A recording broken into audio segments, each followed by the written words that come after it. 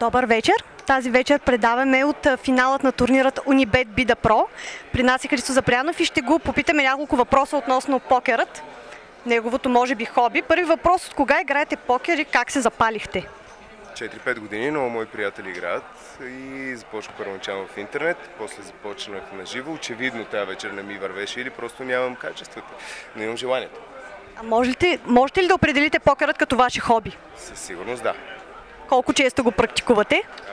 Когато имам време, сега това да не го гледат работодателите ми, защото не, на работа не играя покер никога. 3-4 пъти седмицата пробвам да играя, дали онлайн или на маса. Вашият любим трик? Но моят любим трик? Да. Моят любим трик е сега, като го каже някой, ако го види това, как ще играе срещу него. Нямам любим трик, напротив, много съм искал. Абсолютно вярно. А колко пари бихте заложили на покер? Залагал съм доста пари на покер, което не го адмирирам между другото, така че нека да си остане така тайна, но да, склонен съм, така хазартен съм по-скоро, да. Залагал съм. Благодаря ви много.